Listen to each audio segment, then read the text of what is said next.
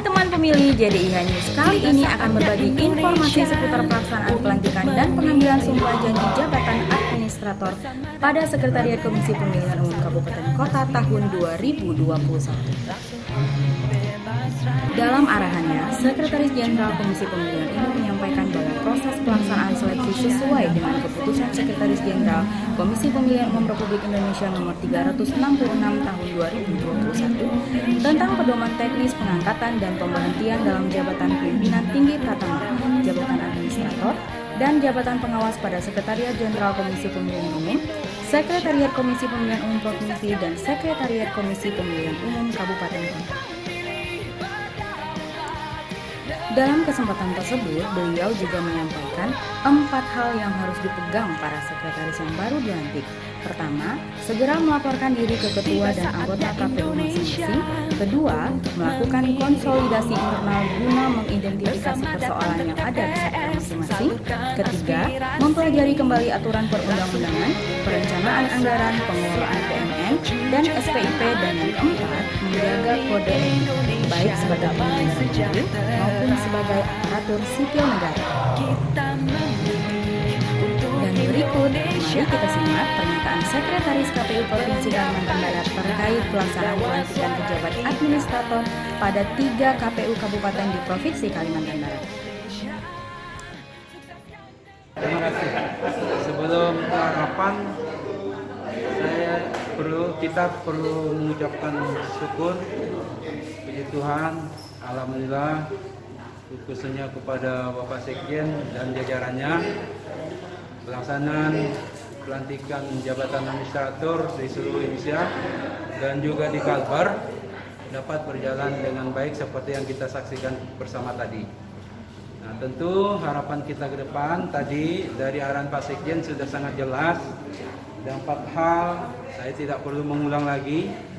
Itu segera, saya pikir semua kita mendengar, yang dilantik juga mendengar. 4 hal itu segera dilaksanakan sesuai perintah Pak Sekjen.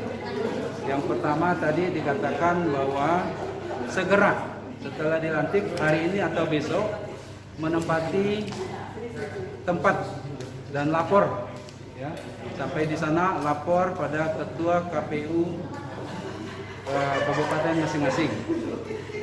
Kemudian arahan yang kedua dari Pak Sekjen, kalau tidak salah saya tadi, segera mengumpulkan staf untuk memetakan permasalahan yang mungkin dan sedang dialami dan coba duduk bersama untuk menyelesaikan masalah itu. Nah, tentu ini arahan yang mesti mereka segera kerjakan. Pesan saya, ya, mereka seperti yang sudah disarankan oleh Pak Sekjen dan pesannya tadi, segera memang bangun komunikasi yang baik. Kita di sekretariat itu fungsinya melayani, memfasilitasi. Jadi jangan kita bertindak dan bekerja sendiri. Fungsi kita memfasilitasi. Jadi segala permasalahan, segala apapun yang akan kita lakukan seperti yang kita juga lakukan di provinsi, selalu kita komunikasikan dan kita bedah bersama. Bahkan tadi sudah disinggung juga oleh Pak Sekjen, termasuk DIPA dan Ketua KPU juga tadi menyinggung soal integritas, percepatan realisasi, ya. Nah, DIPA itu harus kita bahas bersama. Artinya jangan kita jalan sendiri. Harus kita pikirkan bersama, kita rencanakan bersama dan laksanakan sesuai dengan tupoksi masing-masing. Tentu jangan lupa sebagai sekretaris, jabatannya administrator, tapi dia sebagai sekretaris KPA di situ, dosa penggunaan anggaran, tentu hati-hati, harus cermat sesuai aturan yang berlaku untuk mengelola anggaran yang ada, ya, jaga integritas, kemudian tetap disiplin. Tadi juga Pak Sekjen mengingatkan kita harus datang lebih awal. Ya, Pak Sekjen, Ketua KPU tadi yang menyinggung itu, ya. Jadi sebagai pemimpin di kabupaten kita memberi contoh, ya. Salah satu disiplinnya adalah datang lebih awal. Jangan karena alasan tertentu kita lalu terlambat ke kantor. saya pikir ini ya, tadi udah sangat banyak pesan yang disampaikan oleh Pak Sekjen dan juga Ketua KPU RI. Ya, jadi itu perlu dipedomani oleh para sekretaris kita ini. Nah, tentu kita juga di provinsi berharap mereka bisa membantu tugas-tugas kita, ya, dengan adanya terpilih sekretaris yang baru di Kabupaten Kayong Utara, Kubu Raya, dan Kabupaten Landak. Juga kita harapkan dan harus bisa membantu kerja-kerja kita di provinsi, ya, karena kita saat hierarki instansi vertikal saling berkaitan. Tugas-tugas kita di provinsi juga ada di kabupaten, maka mereka ini harus bersinergi, harus bermanfaat bagi kita juga, ya. Tentu nanti mungkin akan evaluasi, bisa juga mutasi dan rotasi, ya.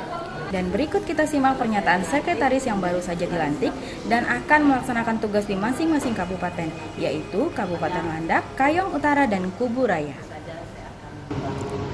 Terutama SDM-nya.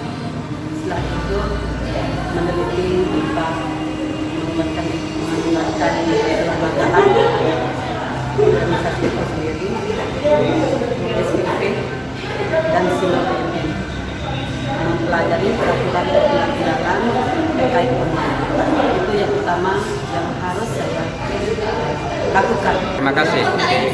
Terkait dengan hari ini kita sudah resmi dilantik sebagai sekretaris KPU Kabupaten Kayong Utara.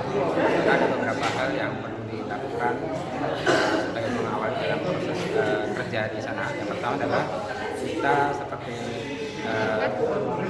arahan dari Pak Sekjen, kita diminta untuk melakukan identifikasi masalah, kemudian pencermatan anggaran-anggaran, kemudian juga terkait dengan BMN, ya, jadi barang milik negara. Di situ juga akan kita lakukan proses penerangan apa yang permasalahan. Kemudian juga pencermatan di dalam perencanaan anggaran ke depan, karena kita juga menghadapi pemilu serentak di 2024. Kemudian hal lain yang bisa kita lakukan proses harmonisasi antara sekretariat dengan komisioner. Tentunya kita akan melakukan semacam bedah aturan, ya, jadi bedah aturan untuk melaksanakan bedah aturan ini dengan tujuan agar ada pemahaman yang sama terkait dengan aturan-aturan yang akan kita rasakan bersama, baik itu aturan-aturan yang menyangkut masalah kesekretariatan maupun menyangkut masalah tahapan-tahapan kepemiluan. Saya kira ini yang akan kita coba lakukan untuk langkah awal dalam mengawali kegiatan di KPU Kabupaten Kayong Utara. Setelah pelantikan dan pengambilan sumpah janji jabatan administrator pada hari ini, kira-kira apa yang akan menjadi terobosan pada saat melaksanakan tugas nantinya di kabupaten? Baik, terima kasih atas kesempatannya yang diberikan. Karena saya dari Kubu Raya sendiri, sebenarnya saya pertama-tama itu melapor dulu tentang pelantikan ini. Nah, kemudian tentunya akan selalu berkoordinasi dengan ketua beserta dan rekan-rekan stafnya. Nah, untuk terobosan sendiri memang saat ini, karena saya juga sebelum ada sekretaris yang definitif, saya sudah menjadi PLT. Jadi saya sudah merancang beberapa kegiatan yang nantinya setelah definitif akan saya lanjutkan, termasuk diantaranya itu penataan BMN, terus perencanaan anggaran. Nah, untuk perencanaan anggaran hibah memang saat ini kami sedang dalam tahap penyusunan, ya, penyusunan hibah 2024 baru pilkada. Terus untuk anggaran kegiatan rutinnya kita tentunya tetap berpatokan pada data yang dikeluarkan oleh KPU RI. JDIH News, KPU Provinsi Kalimantan Barat melaporkan.